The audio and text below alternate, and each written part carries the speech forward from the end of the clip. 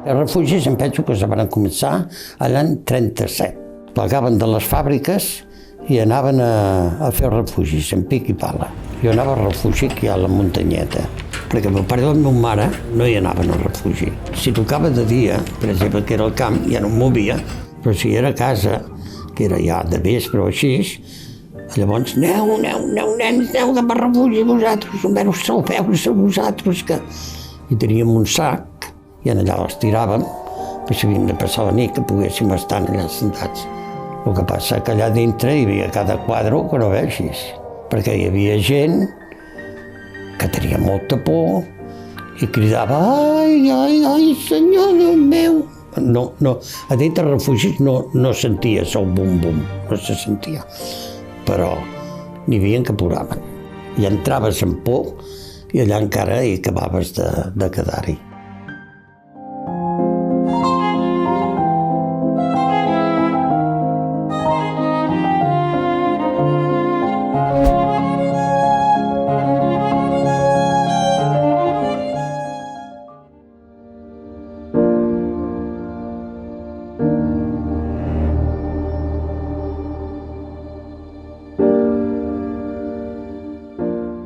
El que faltava és menjar.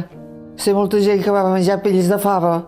Les pells de fava són més àsperes, són més gruixudes. Però pells de pèsols sí que m'havia menjat. No n'hi havia de cartilles de racionament. Les cartilles van venir com va entrar en Franco. En guerra tenies d'anar a fer cola a la plaça i només podies fer una cola. A les verduleres, si tocava una col, ja prou.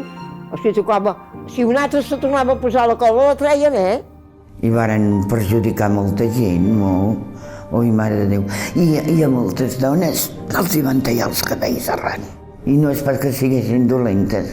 I amb una mateix, perquè l'una sabia molt de fer mig i tot, i es posava al carrer i allà amb cadires ens va ensenyar a fer mig i tot. Ara era revolucionària. Revolucionària, d'esquerres.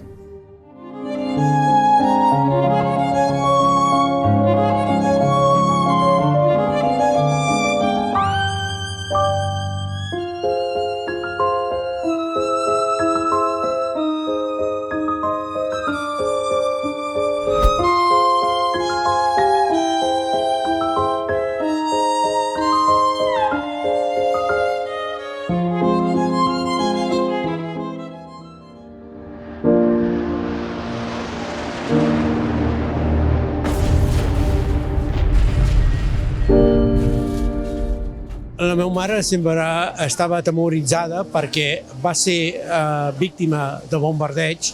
Ella va quedar colgada a la casa d'aquí al carrer de 34 i el seu pare va morir i el seu germà petit, que tenia 11 anys, va morir. I la bomba va caure dues cases i més al costat allà on dormia jo. I dormia a dalt i va baixar tot el cel ras sencer. Vaig tenir la gran sort que dormia en un llit que hi havia, aquests llits que hi havia abans de ferro amb unes baranes altes, i tot el cel ras va quedar arrepenjat a les dues baranes i jo vaig quedar sota mirant-me. Quan va explotar les bombes va fer una remor molt grossa, però nosaltres estàvem la meva mare i una germana més petita, el meu pare era a la guerra. Mira, si el meu pare hagués sigut a casa segurament que ja hauria mort, perquè el sostre de l'habitació que jo dormia, o sigui, que havia de dormir, va caure. Però com que el meu pare era a la guerra, jo dormia amb la meva mare i amb la meva germana i no em va passar res.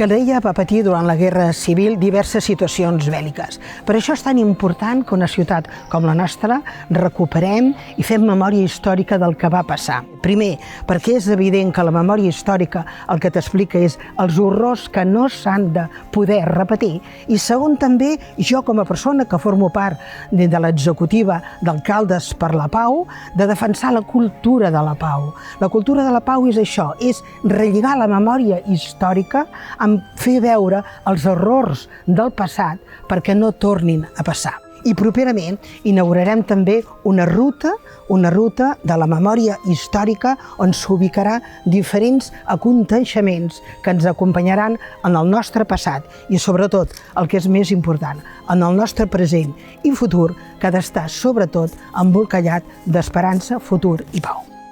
És molt important que ciutats com Calella duguin a terme accions de recuperació de la memòria històrica o la memòria democràtica perquè posen en valor un patrimoni normalment no massa conegut entre la ciutadania i sobretot també el que fan és recordar aquelles persones que foren víctimes, per exemple, dels bombardejos durant la Guerra Civil o bé víctimes de la dictadura franquista, de la repressió que va dur a terme la dictadura franquista.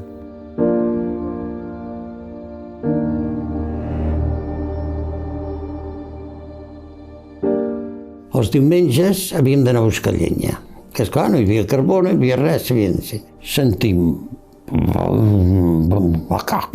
què és això? Mirem allà al mar, el Canàries, allà, rei i senyor, ell. Aquí es veia, bum, es veien els fogonassos. Un barco, carai, l'havia mirat amb els gemels des del terrat. Ui, a la mare Déu, com tocava la sirena d'una manera. I anàvem a banyar, però sempre estàvem, no ve pas al Canàries, això sí que, però també una miqueta, despreocupades. I quan el veiem tot plegat, quan ja el teníem aquí, corrents cap al refugi. Hi havia nits que aquí, de tantes candeles que ens tiraven, semblava de dies. La bomba que varen tirar va ser a la carretera, sembla que era un diumenge, potser allà a les 6 del matí o així. I ja vam sentir un avió. Va, cago, l'avió ja.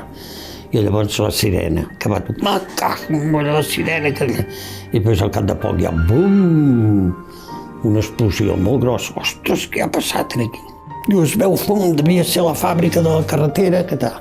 Una cap vellesa, una allà davant de casa, una al carrer de Colón. A casa de Peguín va morir una senyora que es deia Rosario. I el del carrer de la Riera es deia Barceló. Llorenç Barceló i Martí Barceló. Van morir pare i fill. Que allà va morir un nen que venia al col·legi també amb doña Pepita, que com se li va fer l'enterro, vam anar a l'enterro i que això va ser un drama i que la Maria es va quedar aquella noia molt desfigurada, que era una noia molt maca, era una noia jove, que era molt guapa i va quedar completament desfigurada. Diu, que no saps que hi ha hagut morts? Dic, un. Diu que no saps que no t'has enterat? No. Doncs au, vés allà a treure runa. I vaig anar allà a treure runa. Valia més estar-te a casa, mira, si et maten, però a menys estar a casa del seu puc, si passaven per sobre, mira que passin. La gent queda pell morta. La gent ja diu, passi el que vulgui. Ja la gent ja estava avorrida, fastiguejada. No tenies menjar, no tenies res. Quan venia la corrent, te feien anar... ara ve la corrent, aneu a treballar a la nit, una hora. Paraven la corrent, ho tornen... Home, era un gatimoll. No s'ho podeu pensar. No s'ho podeu pensar el que era.